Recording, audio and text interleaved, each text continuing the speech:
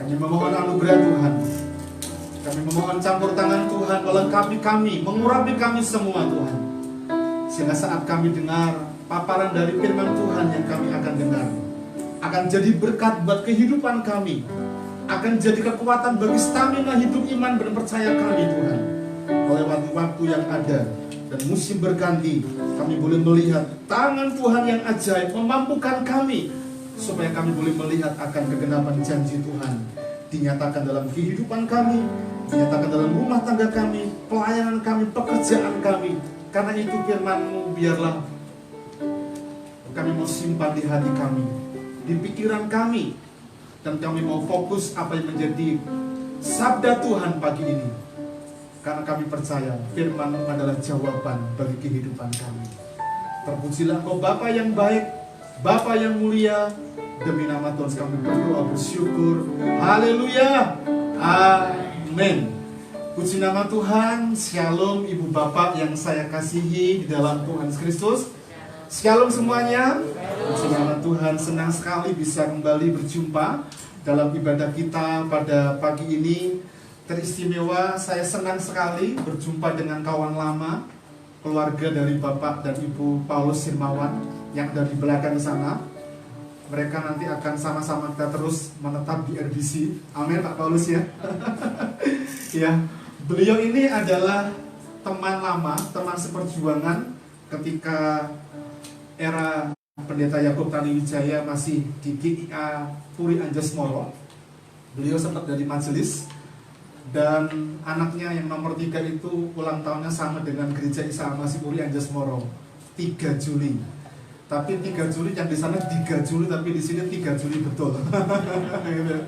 Ya, karena itu ketika ulang tahun yang ketiga pada peristiwa itu Pak Paulus dilantik, tapi Bu Lina sedang kesakitan di rumah sakit melahirkan. Dilantik menjadi majelis untuk periode yang akan datang. Dari periode 2003 sampai 2006 atau 2007. Pada kesempatan 2 minggu yang lalu saya ketemu, dan ketemunya itu tidak disangka-sangka begitu. Saya antar Nana untuk cari pakan kucing, ya. Karena lapar, mampirlah di sebuah boleh dibilang bukan resto, tapi bukan kaki lima juga, tapi di ruko begitu. Dan ketemu gitu ya. Saya kaget ketika ada seorang wanita yang sebelumnya sudah tahu saya siapa, postur tubuhnya begitu. Kaget. Halo Om. Siapa ini? Pakai masker gitu ya. Ternyata adalah anak dari Pak Paulus Sirmawan, Irin, anak nomor 1. Dan kita ngomong ketemu dari situ. Dan dalam pembicaraan itu saya senang sekali karena Pak Paulus dan keluarga mau bersama-sama dengan kita di RBC. Tepuk tangan Bapak Paulus. Terima kasih. Doa saya biarlah kekasih kita ini betul-betul menikmati persekutuan kita, karena RBC dibangun untuk memuliakan nama Tuhan. Amin. Bapak Ibu Saudara yang dikasihi Tuhan, pagi ini kita akan belajar tema kita di tahun 2021. Apa tema kita? Pinter, jadi paling banter. Yang lain lupa. Apa tema tahun kita, tahun 2021? Tema kita? Anggur baru, kirbat baru. Ini adalah seri ketiga dari khotbah saya. Di seri pertama saya membahas ayat 14, dan di seri yang kedua saya membahas ayat 17. Tapi ada satu poin tentang kualitas hidup iman percaya yang memang perlu kita miliki di babak baru, di era yang baru, dengan kirbat yang baru yang kita perlu kenakan di sepanjang perjalanan kehidupan kita. Dan hari ini adalah seri yang ketiga dari khotbah saya untuk anggur baru, kirbat baru. Dan di poin yang kedua, saya akan mengulang kembali karena saya kemarin juga menyampaikan tentang lupakan masa lalu di khotbah saya di seri pertama. Minggu terakhir besok saya akan sampaikan lupakan yang telah lalu di seri yang kedua. Tapi di poin yang kedua dalam khotbah saya ini ada poin yang saya singgung. Mengapa kita perlu mengenakan anggur baru, kirbat baru dalam perjalanan kehidupan kita sebagai anak-anak Tuhan, sebagai orang percaya. Lebih dahulu kita akan baca teksnya dari kitab Matius 9 ayat 17 ayat 17 bagian B terutama, tapi kita supaya lebih tahu konteksnya, kita akan sama-sama baca dari ayat 14 sampai dengan ayat yang 17. Demikian firman Tuhan dari kitab Injil Matius pasal 9 ayat 14 sampai dengan ayat yang 17. Kemudian datanglah murid-murid Yohanes kepada Yesus dan berkata, "Mengapa kami dan orang Farisi berpuasa tetapi murid-muridmu tidak?" Pada seri yang pertama kemarin saya membahas ayat ini. Mengapa kita perlu meninggalkan mengenakan anggur baru, kirbat baru? Karena di babak yang baru ini kita perlu bersama-sama untuk memahami bagaimana campur tangan Tuhan dalam perjalanan kehidupan kita. Karena kondisi keberadaan kita sudah berada di babak yang baru, di tema yang baru, di tahun yang baru. Kita perlu tanggalkan segala hal yang mengakibatkan perselisihan. Tanggalkan segala hal yang mengakibatkan kita harus betul-betul menjadi orang Kristen yang benar, tapi bukan Kristen Farisi dan sebagainya. Ayat yang ke-15, demikian firman Tuhan, jawab Yesus kepada mereka, "Dapatkah sahabat-sahabat mempelai laki-laki berduka cita selama mempelai itu bersama mereka? Tetapi waktunya akan datang mempelai itu diambil dari mereka, dan pada waktu itulah mereka akan berpuasa. Tidak seorang pun menambahkan secarik kain yang belum susuk pada baju yang tua. Karena jika demikian, kain penambal itu akan mencabik baju itu, lalu makin besarlah koyaknya.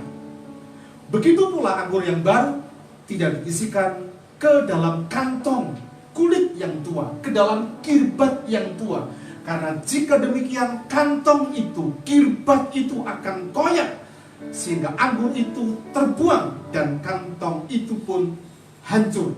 Tetapi anggur yang baru disimpan orang dalam kantong yang baru pula, dan demikian terpeliharalah kedua-duanya." Amin. Diberkatilah setiap kita yang senantiasa membaca, melakukan, merenungkan, dan menjadi pelaku-pelaku kebenaran dalam kehidupan kita sebagai anak Tuhan. Mari kita review sejenak untuk khotbah anggur baru, kirbat baru di seri yang pertama. Saya membahas dari ayat yang ke-14. Poin yang saya sampaikan di khotbah saya pada tanggal 31 Desember yang lalu adalah jangan lagi ada perselisihan, ya. Jangan lagi ada perselisihan, karena di babak yang baru ini kita perlu gunakan sesuatu yang baru yang perlu kita lakukan dalam kehidupan kita. Dan esensi ibadah yang dibahas dalam teks ayat 14 itu puasa. Bukan yang dilihat orang, tetapi hubungan pribadi kita dengan Allah. Hubungan seseorang, hubungan kita secara pribadi dengan Bapa kita di surga. Dan yang ketiga, saya menyampaikan dalam khotbah saya membahas ayat yang ke-14 kemarin, jangan menjadi Farisi dalam kekristenan kita. Dan di seri khotbah saya yang kedua tentang makna anggur yang baru dan kirbat yang baru, di babak yang baru selalu kita perlu gunakan dan dibutuhkan orang percaya yang memiliki kehidupan kualitas hidup rohani yang baik. Dan kualitas kehidupan rohani yang baik adalah setia.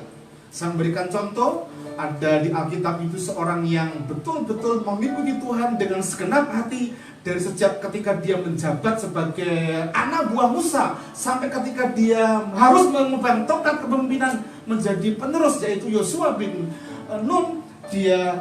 Kaleb bin Nun, dia bersama-sama dengan umat Tuhan dan Yosua sebagai pemimpin pada waktu itu. Dia betul-betul menikmati karena dia mendapati orang yang dipimpinnya itu punya kualitas hidup yang baik, yaitu setia.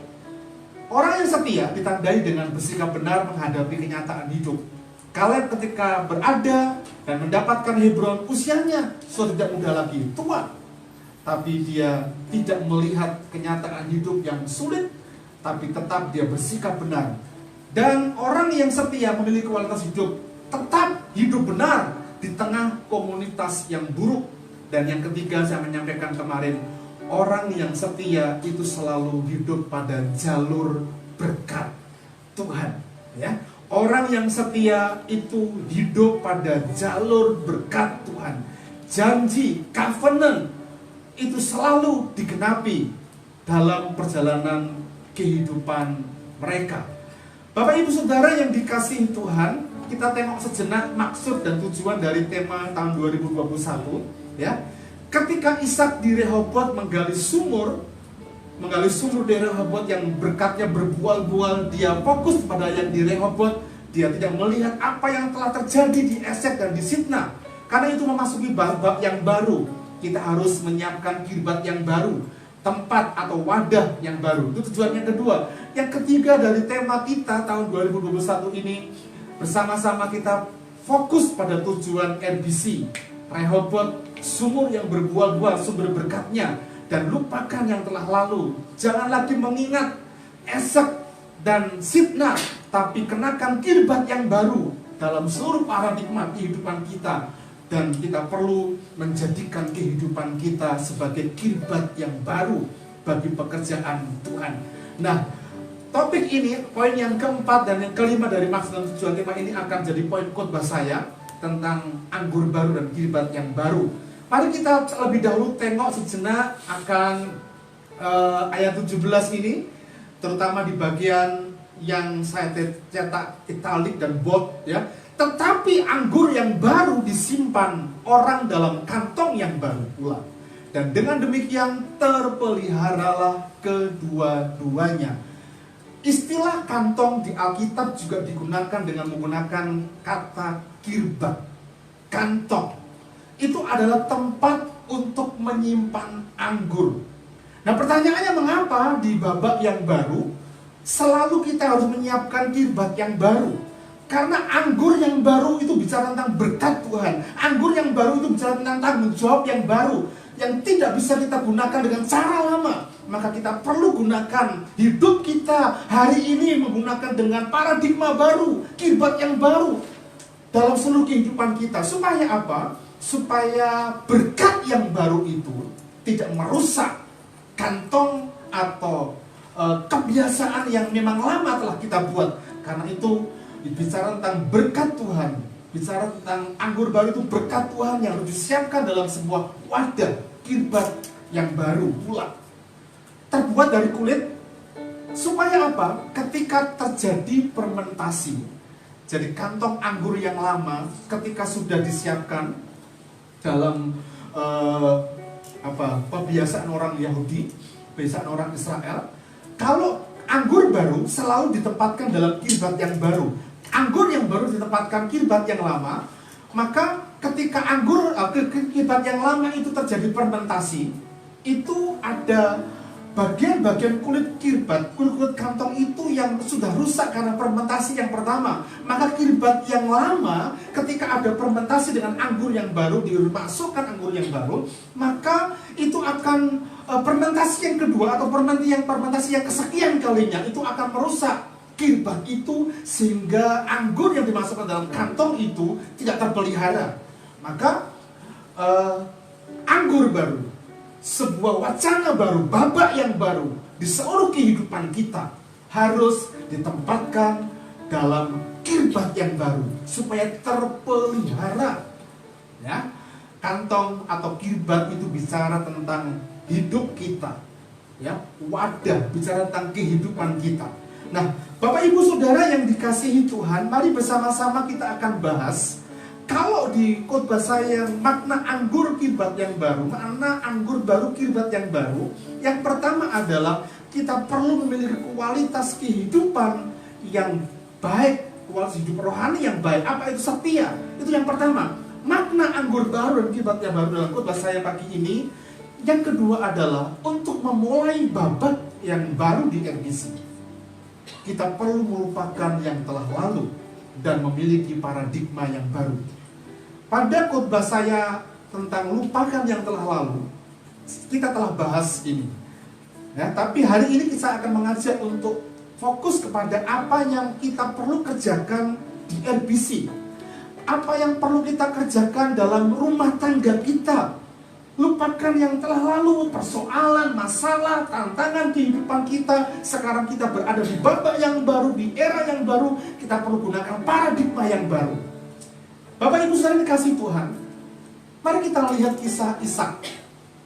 Ya, Ishak ketika dia berada di Rehobot, yang menggali sumur itu dan berkatnya itu berbual-bual, dia tidak lagi mengingat persoalan yang telah terjadi di Esek dan di Sitnah. Dia tidak melihat, tapi dia fokus kepada apa yang Tuhan kerjakan di Rehobot. Perhatikan ayat ini. Ketika hamba-hamba Ishak itu menggali di lembah itu, mereka mendapati di situ mata air yang berbual-bual airnya. Lalu, perhatikan baik-baik, ini masih di Esek dan di Sitnah, Ishak dan seluruh keluarganya. Lalu bertengkarlah para gembala Gerar dengan para gembala Ishak. Kata mereka, air ini kepunyaan kami. Dan Ishak menamai sumur itu Esek karena mereka bertengkar dengan dia di sana. Ya, kalimat yang dikatakan menggunakan bertengkar itu adalah kondisi keadaan bukan hanya pertengkaran mulut, tapi sudah baku hantam. Baku hantam, saling pukul, saling melempar, ya. Tapi kemudian yang terjadi adalah, Bapak Ibu perlu perhatikan, kemudian mereka menggali sumur lain dan mereka bertengkar juga tentang itu. Maka Ishak menamai sumur itu Sitnah. Nah, tetapi ketika berada di Rehobot, mereka, Ishak dan keluarganya, tidak lagi bertengkar. Nah, Bapak Ibu Saudara yang dikasihi Tuhan, menggunakan paradigma baru, dalam babak baru, kita perlu telaah apa sih arti paradigma. Ini adalah gambar seorang filsuf, ya, dari terjemahan Kamus Bahasa Indonesia. Paradigma itu adalah kerangka berpikir. Tapi dari seorang filsuf yang bernama Thomas Kuhn, seorang fisikawan, dan dia hidup pada tahun 1882. Dia menulis, dan ternyata tulisannya itu dicantumkan di Wikipedia. Dan saya mengutip. Dia mengatakan begini, paradigma adalah landasan berpikir ataupun konsep dasar yang digunakan atau dianut sebagai model ataupun pola yang dimaksud. Hari ini kita ketahui bersama-sama, tanggal 13 Januari yang lalu, vaksin diluncurkan. Ya, ada banyak pola pikir di masyarakat, pro dan kontra tentang vaksin itu. Bahkan di dunia kekristenan pun ikut ambil bagian di situ. Ada yang mengatakan itu sesat, itu dipasangi chip, itu nanti kalau sudah dimasuki vaksin itu kita akan jadi zombie dan sebagainya. Ya, mengerikan sekali. Tapi maksud dan tujuan itu ada berbagai latar belakang mengapa orang itu melakukan. Ada dari unsur sentimen, ada dari unsur politik dan sebagainya, yang ingin menghancurkan tatanan pemerintahan dan sebagainya. Tapi yang jelas, ketika pemerintah untuk menggunakan kesempatan itu supaya masyarakatnya divaksin dengan tujuan supaya apa? Supaya kerangka berpikir mereka ditangkap oleh masyarakat bahwa kesehatan itu perlu, pun biayanya mahal. Ya, saya nggak tahu kita mendapatkan vaksin yang harga berapa. Karena ada orang-orang yang sentimen, ya karena dia pejabat, harganya vaksin bisa jutaan. Tapi karena rakyat kita semua rakyat jelata, ya paling ratusan ribu gitu ya. Yang jelas entah itu harganya berapa, tapi tujuan di vaksin itu sama. Para kerangka berpikirnya adalah supaya seluruh masyarakat Indonesia itu sehat. Dalam tanda petik, kalau kita mau divaksin. Karena ada kondisi-kondisi keberadaan yang memang kita perlu tetap hargai pola pikir mereka, bahwa aku nggak mau, kan aku bisa, aku kuat, aku sehat, tapi tetap harus gunakan protokol kesehatan, ya, 3M, menggunakan masker, mencuci tangan, menjaga jarak dan sebagainya, supaya apa? Kita menikmati. Dan itu kerangka berpikir, itu paradigma. Nah, mari kita akan masuk sekarang dalam konsep paradigma kerangka berpikir kita ketika kita berada di RBC, di babak yang baru. Bapak Ibu Saudara yang dikasihi Tuhan, kita lebih dahulu buka ayat ini, ya. Saya mengajak membaca terbalik, ya. Harusnya kita baca mulai dari ayat yang 12, tapi saya akan tunjukkan dari ayat 15 dulu. Ayat 15 baru nanti kita akan baca ayat 12, 13 dan 14. Katakan seperti ini. Paulus mengakhiri ayat ini sebelum mengakhiri ayat 16 dalam perikop itu mengatakan begini. Karena itu, marilah kita yang sempurna berpikir demikian. Saya juga mengajak menggunakan berpikir demikian, berparadigma yang baru. Apa yang kita pikirkan dengan berpikir demikian ajakan Paulus? Kalau kita nggak menggunakan, kalimat ini diteruskan. Dan jikalau lain pikiranmu tentang salah satu hal atau hal itu akan dinyatakan Allah juga kepada. Tetap, walaupun hari ini kita nggak masuk dalam kerangka berpikir yang sama, paradigma yang baru yang kita gunakan dalam babak yang baru, tetap nanti juga Allah akan tunjukkan kepada kita. Karena itu sebelum terlambat, ayo sama-sama kita satukan paradigma kita dengan babak yang baru di NBC, ya. Dan Paulus mengajak, marilah kita yang berpikir demikian. Apa pertanyaannya? Apa? Ini jawabannya.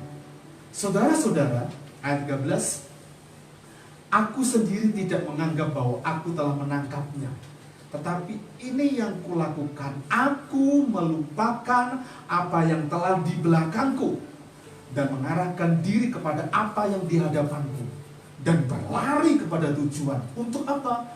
Memperoleh hadiah panggilan sorgawi dari Allah dalam Kristus Yesus. Ayat yang 16 tadi kita baca, marilah kita berpikir demikian. Apa? Menggunakan paradigma baru dengan apa? Dengan melupakan yang masa lalu, berfokus pada tujuan. Paulus menjelaskan lagi dalam Roma pasal 12 ayat yang kedua. Ketika kita menjadi orang Kristen yang lahir baru, Paulus mengatakan pada jemaatnya di Roma, janganlah kamu menjadi serupa dengan dunia ini, pola pikir dunia, kondisi paradigma dunia yang kadang-kala orang Kristen itu ikuti, tapi berubahlah oleh pembaharuan budimu. Pembaharuan budi itu bicara tentang paradigma, bicara tentang sesuatu yang baru yang Tuhan kerjakan dalam kehidupan kita, sehingga kita dapat membedakan kehendak Allah. Kehendak Allah itu bicara apa yang baik, yang berkenan kepada Allah, dan yang sempurna. Kasih, sukacita, damai sejahtera, kelemah lembutan, sampai kepada penguasaan diri. Bukankah itu hal yang sempurna yang Tuhan izinkan dalam kehidupan kita? Bapak Ibu Saudara yang dikasihi Tuhan, karena itu mari bersama-sama kita perhatikan paradigma yang baru di RBC. Bapak Ibu tentu tahu dan harus tahu, hafal kalau boleh. Apa itu visi RBC? Menghadirkan kerajaan Allah dengan nilai-nilainya di tengah dunia. Visi ini lahir dari doa. Visi ini lahir dari sebuah pergumulan. Visi ini lahir supaya kita dituntun masuk dalam tujuan yang Allah kehendaki. Karena itu ketika kita menghadirkan kerajaan Allah, saya sebagai pemimpin mengajak menghadirkan kerajaan Allah dengan semua nilai-nilainya. Caranya bagaimana? Larut dalam kehidupan masyarakat, menjadi contoh, jadi teladan, sampai kita berani dengan kekuatan kita, dengan kemampuan kita, keuangan kita, bantu mereka. Itu bentuk menghadirkan kerajaan Allah. Jadi sesaat kalau Tuhan izinkan kita mau, saya bilang kepada teman-teman keuangan nanti, kalau seandainya kita mau bantu teman-teman kita yang sedang kena bencana, itu adalah bentuk menghadirkan kerajaan Allah. Nilainya berapa? Tidak masalah. Mau cepek jen, mau pek jen, gopek jen, tapi kita mau gitu menghadirkan itu. Untuk siapa? Membantu. Supaya apa?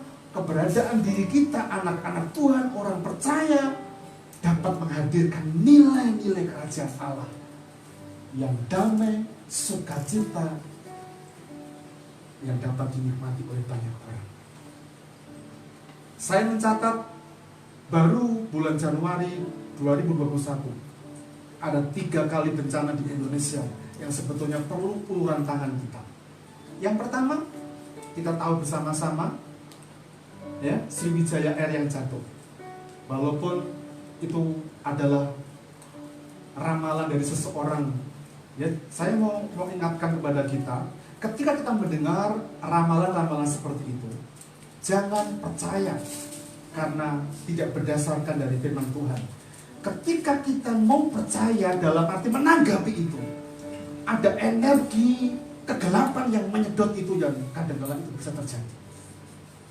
Yang kedua, banjir di Mamuju. Mamuju itu dekat tempat pelayanan teman saya satu angkatan di daerah Sumatera Barat.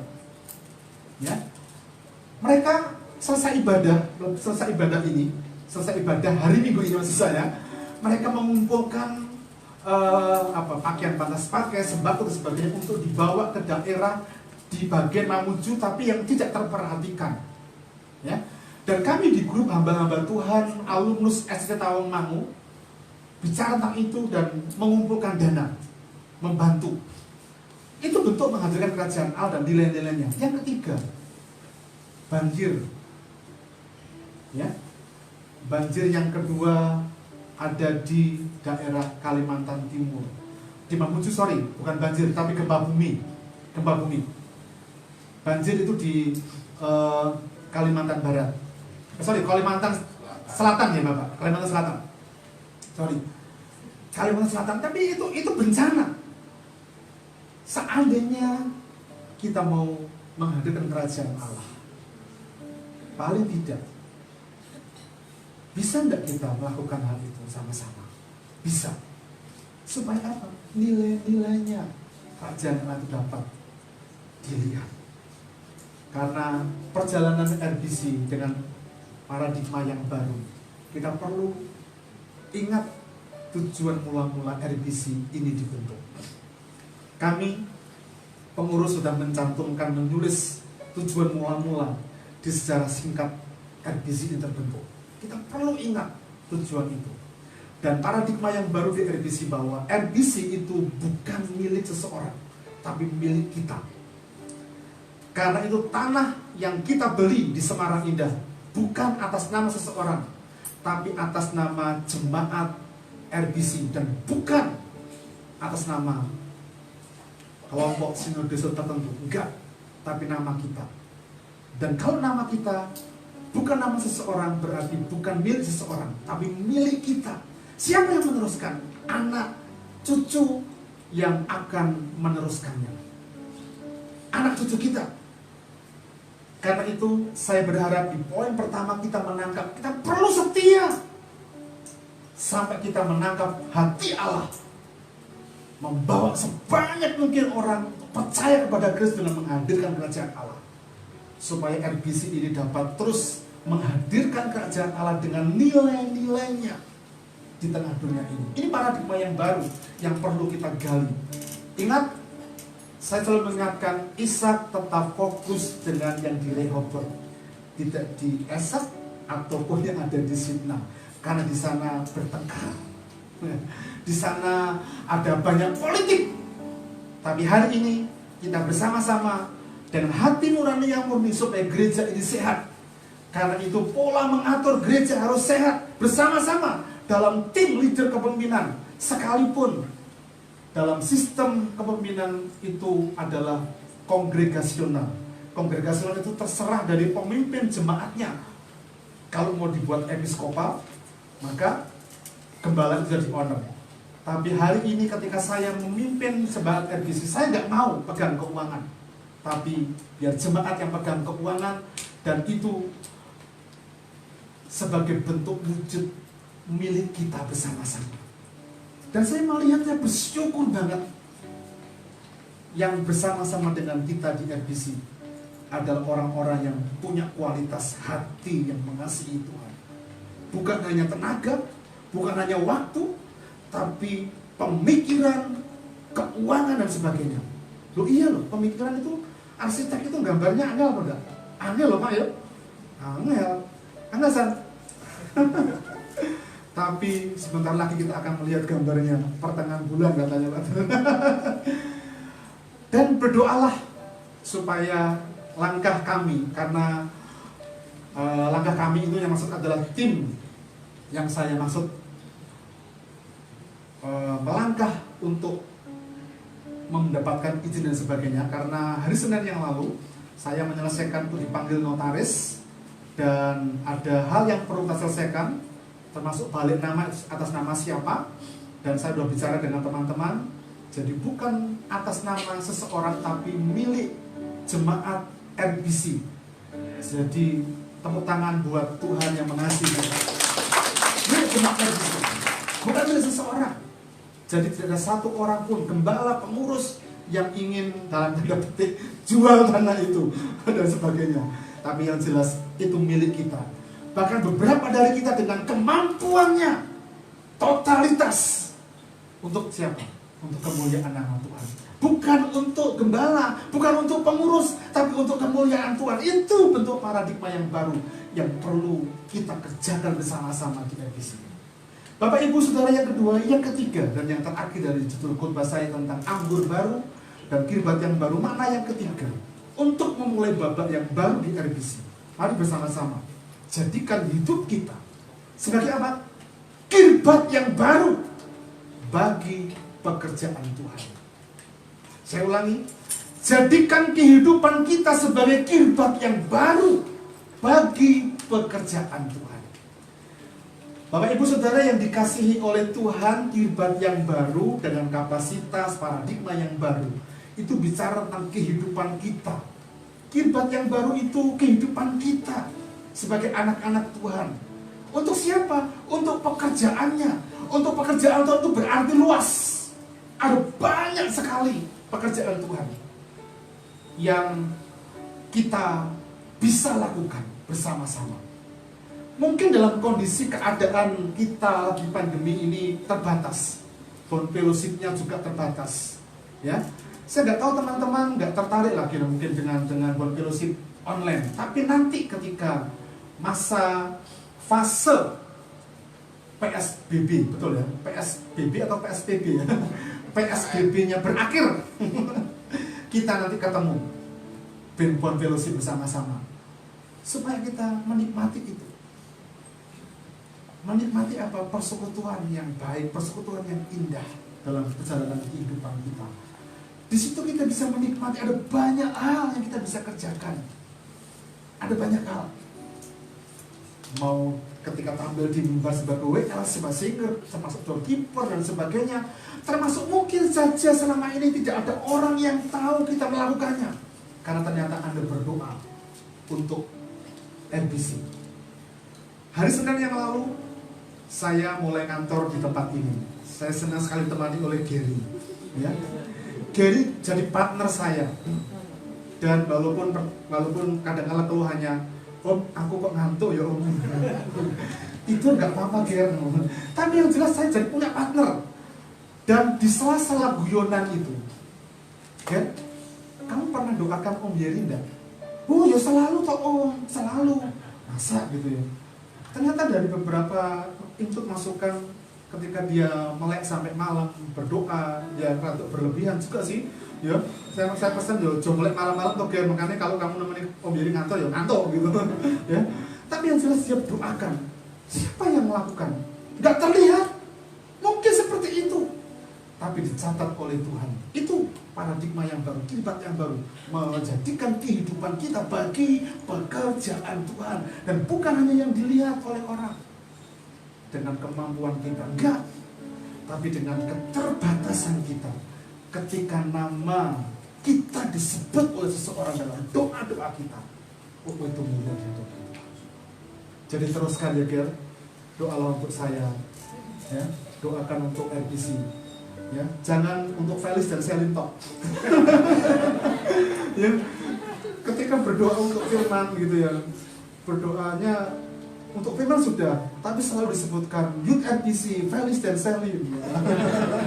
Tapi tidak apa-apa, hatinya yang penting, hatinya yang penting, ya. Hatinya yang penting. Nah kalau Andri yang disuruh berdoa dan ngomong Felis dan Selin, ada apa-apanya kalau begitu ya. Gitu ya. Tapi daripada ada apa-apanya, ya mandek ada apa-apanya nggak apa-apa gitu ya. Nah, Bapak Ibu Saudara yang dikasihi Tuhan, Yeremia pasal 18 ayat yang 6 mengatakan begini. masakan aku tidak dapat bertindak kepada kamu seperti tukang periuk ini? Hai kaum Israel, demikianlah firman Tuhan, sungguh seperti tanah liat di tangan tukang periuk, demikianlah kamu di tanganku, hai Israel. Gambar itu adalah gambar tukang periuk, tukang membuat bejana. Ya. Beberapa waktu yang lalu saya mendapat postingan Leon dan keluarganya berada di tempat orang bikin ini. Saya kemudian sempat tanya kepada mereka, dan ternyata ketika buat sudah mau jadi bagus, ternyata ketika ada benjolan dihancurkan lagi. Dan itu yang terjadi. Yeremia disuruh oleh Tuhan untuk apa? Untuk datang ke tempat tukang periuk, pembuat bejana. Ya, bejana itu bicara tentang kehidupan Israel, bicara tentang kehidupan mereka yang hancur, yang tidak sempurna. Tapi ketika tidak sempurna itu dihancurkan oleh sang penjunan, sang pembuat tukang periuk yang agung, yaitu Kristus Yesus, maka itu akan menjadi sebuah perabot bejana yang sempurna. Dan konteks ayat ini sejajar dengan apa yang dikatakan oleh Paulus. Nanti saya akan bacakan. Tanah liat di tangan tukang periuk itu bicara tentang bejana. Dan prinsipnya tukang bejana adalah menjadikan bejana yang lain menurut apa yang baik dalam pemandangannya. Dalam ketika ada hal-hal yang sempat membuat benjolan, kerikil dan sebagainya, tidak halus bejana itu, maka dihancurkan lagi, dibentuk ulang lagi, supaya jadi bejana yang baru yang siap dipakai. Dan hidup kita pun demikian. Dulu kita sampah, kata Paulus. Dulu kita tidak menikmati anugerah. Dulu kita itu siapa? Tapi oleh anugerah kita dibentuk dari bejana yang baru dengan berbagai macam latar belakang baru. Untuk siapa? Untuk kemuliaan Tuhan, bagi pekerjaan Tuhan. Karena itu di babak yang baru di RBC, hidup kita ini adalah bejana bagi pekerjaan Tuhan.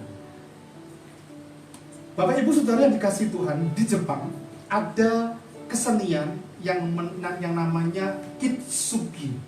Ya, Kitsugi itu adalah kreativitas kesenian yang digunakan untuk menambal perabot yang sudah pecah. Tentunya perabot itu yang mahal. Nah, cara menambalnya tidak pakai lem yang dijual sekarang ini, tapi pengrajin di sana menambalnya pakai emas murni dan ditambal. Itu namanya kitsugi. Kalau Anda perhatikan baik-baik, bukankah dalam tanda petik kitsugi yang agung, pengrajin yang agung, Bapa di dalam Tuhan Yesus Kristus itu adalah mengumpulkan keping-keping kehidupan kita yang sudah rusak dan ditambah oleh darah yang mahal. Emas itu bicara tentang harga yang mahal. Siapa? Kristus. Kehidupan kita dipulihkan sehingga kita menjadi perabot-perabot yang berguna bagi pekerjaan Tuhan. Bejana-bejana yang berguna bagi pekerjaan Tuhan, yang mungkin saja perabotnya itu berkualitasnya bukan dari emas, tapi tetap digunakan bagi hormat kemuliaan nama Tuhan. Sejajar dengan ayat ini, Bapak Ibu, 2 Timotius pasal 2 itu sudah sampai di ayat yang ke-20. Nanti poinnya ada di ayat-ayat awal. Dalam rumah yang besar bukan hanya terdapat perabot yang dari emas dan perak. Dalam pekerjaan Tuhan bukan hanya orang-orang yang memiliki kemampuan emas, bukan hanya orang-orang memiliki kemampuan perak, melainkan juga ada dalam perabot itu, di rumah itu ada kayu dan tanah. Yang pertama dipakai untuk maksud yang mulia, yang terakhir untuk maksud yang kurang mulia. Tetapi perhatikan baik-baik, jika seseorang menyucikan dirinya, jika kita menyucikan diri kita dari hal-hal yang jahat, ia akan menjadi perabot rumah untuk maksud yang mulia. Ia dikuduskan, dipandang layak untuk dipakai tuannya, dan disediakan untuk setiap pekerjaan yang mulia. Bukankah sang penjunan telah menguduskan kita, dan kita dipandang layak untuk menjadi perabot yang berguna, sekalipun mungkin kualitasnya tidak masuk hitungan dilihat oleh orang. Tapi ternyata ketika kita bersama-sama memberi diri, menyucikan diri kita, Kristus yang kita percaya itu, maka perabot yang kurang berharga pun akan digunakan untuk maksud yang mulia. Saya akan mengajak Bapak Ibu belajar dari konteks ayat ini. Paulus mengakhiri dengan kalimat-kalimat ini supaya apa? Supaya jemaat yang dilayani oleh Timotius itu mengerti bagaimana kondisi keberadaan mereka dipanggil sebagai anak-anak Tuhan, bukan untuk memenuhi gereja, bukan untuk mengenal Kristus semata-mata, enggak, tapi untuk terlibat dalam pekerjaan Tuhan. Untuk terlibat dalam pekerjaan Tuhan. Ya, untuk terlibat di dalamnya. Supaya apa? Supaya kita menjadi orang-orang Kristen yang berfungsi dalam perjalanan kehidupan kita. Yang pertama, jika kehidupan baru itu bicara tentang perjalanan hidup kita, perabot bagi kehidupan kita. Dalam konteks ayat ini, yang pertama yang perlu kita pelajari untuk kita masuk dalam pekerjaan Tuhan, kita harus berjuang seperti prajurit yang sedang berjuang. Ya, prajurit yang sedang berjuang dikatakan dalam 2 Timotius pasal 2 ayat 3 dan 4, ikutlah menderita sebagai seorang prajurit yang baik dari Kristus Yesus. Seorang prajurit yang sedang berjuang tidak memusingkan dirinya dengan soal-soal penghidupannya, supaya dengan demikian berkenan kepada komandannya. Ketika kita berada di arena babak baru pekerjaan Tuhan yang menjadikan kita perabot rumah tangga, perabot Allah yang mulia untuk hormat kemuliaan Tuhan, mari belajar memberi diri sama seperti seorang prajurit yang fokus, tidak memusingkan dengan hal-hal lahiriah dan penghidupannya, supaya apa? Dia berkenan pada komandannya, Kristus yang telah memanggil kehidupan kita sebagai anak Tuhan. Bapak Ibu Saudara yang dikasihi Tuhan, yang kedua, seperti apa? Seperti seorang olahragawan menjadikan kehidupan kita, olahragawan yang sedang bertanding. Olahragawan yang sedang bertanding dalam teks ayat ini dikatakan seperti seorang olahragawan hanya dapat memperoleh mahkota sebagai juara apabila ia bertanding menurut peraturan-peraturan olahraga. Jadi ketika kita ada dalam paradigma yang baru, dalam babak yang baru, kita berada di komunitas yang baru, kita kenakan hidup kita itu adalah pekerjaan, bagi pekerjaan Tuhan, bagi umat kemuliaan Tuhan. Yang pertama, kita perlu berjuang seperti prajurit. Yang pertama, harga bayarnya juga demikian, tidak mudah. Tapi kita perlu juga berjuang seperti seorang olahragawan yang sedang bertanding, yang selalu menurut sesuai dengan aturan pertandingan. Digambarkan oleh Paulus, dia gak meninju dengan sembarangan, dia gak berlari tanpa tujuan, tapi dia pukul tepat sasaran dengan pengertian dia lakukan itu untuk hormat kemuliaannya, tepat pada apa yang menjadi sasaran dia, dan dia lakukan itu dengan baik dan sempurna. Bapak Ibu Saudara yang dikasihi Tuhan, yang ketiga, dalam babak yang baru, bukan hanya prajurit, olahragawan, dalam gambaran yang dalam teks ayat ini adalah seperti seorang petani. Seorang petani yang bekerja keras haruslah yang pertama menikmati hasil usaha. Konteksnya adalah kerja keras. Amin. Kerja keras, tapi juga perlu kerja cerdas. Minggu terakhir nanti kita akan bicara tentang smart, bekerja dengan cerdas. Saya akan sampaikan itu, karena ketika kita berada di babak yang baru, kita perlu lupakan masa lalu dan kita fokus pada tujuan kita dengan cara yang bagaimana smart, cerdas, tetapi juga dibarengi dengan kerja keras. Ya, kerja keras dalam perjalanan kehidupan kita. Saya mau akhiri dengan sebuah cerita. Bapak Ibu Saudara yang dikasihi Tuhan, dalam khotbah Rick Warren, saya mendapatkan satu hal yang menarik yang disampaikan oleh Rick Warren. Dia menyampaikan ada seorang peneliti di negara bagian di Amerika, ada satu keluarga yang diteliti. Mengapa diteliti? Karena ternyata usia dari keluarga ini itu lanjut sampai mencapai 90 sampai 100. Padahal di era yang baru ya 70, 60 sadana sudah dipanggil Tuhan, apalagi dengan kondisi pandemi sekarang ini. Dan ditelitilah apa rahasianya. Ternyata menarik Bapak Ibu. Hidup orang ini itu ada di desa, di negara bagian. Mereka memang memiliki tubuh yang gemuk gitu dibandingkan dengan yang lainnya. Tapi ternyata mereka itu memiliki pola yang baik yang perlu kita contoh. Mensejajarkan antara pola pikir dan hatinya serta pergumulan hidupnya itu sejajar begitu. Makanya ketika dia mengkonsumsi makanan, dia makan seadanya. Tapi dia gunakan waktunya untuk bekerja. Dan bekerja mereka di desa berat dalam penelitian itu. Padahal orang-orang yang meneliti itu, orang-orang muda yang mendapati di negara Amerika yang lain itu sudah mudah dipanggil Tuhan. Tapi di daerah itu diteliti. Dan kesimpulannya adalah karena mereka memiliki hati yang selalu ada dalam kesederhanaan, hidup apa adanya dalam pengertian tidak kemerungsung, tidak membuat hati gundah dan sebagainya, sehingga antara pikiran, hati dan yang dilakukan itu selaras. Akibatnya apa? Umur jadi panjang, imun tubuhnya jadi sehat, umur tubuh jadi naik dan sehat. Bapak Ibu sekalian dikasihi Tuhan, mengapa saya sampaikan di akhir khotbah saya tentang ini? Ketika nanti kita berjalan maju bersama-sama di RBC dengan kirbat yang baru dan anggur yang baru yang kita miliki, saya meyakini berkat yang kita akan terima itu berbuah-buah. Amin. Saya percayalah itu. Karena itu dukung, support kita semua, pengurus untuk bersama-sama.